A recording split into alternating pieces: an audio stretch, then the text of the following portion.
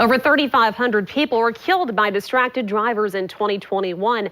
Distracted driving has become a deadly epidemic on our roads. Cell phone use, specifically texting, talking, and social media use, some of the most dangerous and common distractions. Distracted driving deaths are at an all-time high in the state of Florida. According to FHP, distracted driving has led to a 12% increase in fatalities in 2021. Each year, more than 200 people are killed on roads in the Sunshine State, and that's because of distracted drivers. And the sad fact is, those deaths, 100% preventable. And joining me today is Mark Jenkins with Florida AAA. Thanks so much for being here to talk about this important issue. Hey, thanks for having me. So many of us excuse picking up a cell phone while behind the wheel as a quick look or a quick text, and then we're done and back to focusing on the road. But we know that's actually not the case. Can you share more about the hangover effect and what that means for our drivers?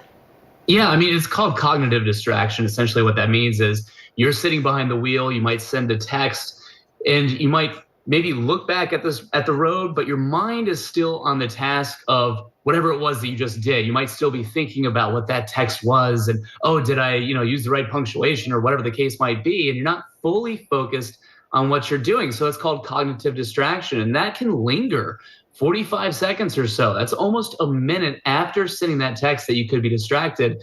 And who knows how much further down the road you might be with that distraction, hovering over you.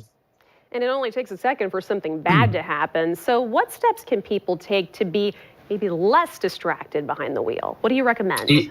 Well, first and foremost, putting the cell phone down, right? So you're not focused on it, maybe turning the phone off, putting it on silent, whatever is going to help you not be distracted by your phone. But it's also important to realize that it's not just your cell phone. There are a number of other distractions that can be particularly risky. I mean, we're talking about eating or drinking while you're behind the wheel, doing your hair and makeup, adjusting the radio or air conditioning. And a big one is interacting with other people in the car. I mean, cell phone use only really accounts to about 12% of the deadly crashes that are attributed to distracted driving. So you have to, of course, pull yourself away from the cell phone, but you want to be very aware of some of the other distractions that could pull your attention away from what's most important, and that's the road in front of you. Let's talk about younger drivers. How much more at risk are they of distractions, and what do you recommend parents do about that? This is important. It's very important. With young drivers, you have that mix of inexperience. I mean, it can take years for them to get the experience necessary that, is on the same level of most adults who've been driving for many years. And then you mix into that, distractions. Many of them are very focused on their phones. So that's pulling their attention away from what they should be doing, is fully focusing on the road, because again, they're not as experienced. And again, it's cell phone use, but it's also other passengers that are in the vehicle. That can be very, very risky for them when they're behind the wheel, and can contribute to crashes and even deaths. So if you're a parent, you want to try to have a strong conversation with them and talk about the risks that are involved with driving distracted.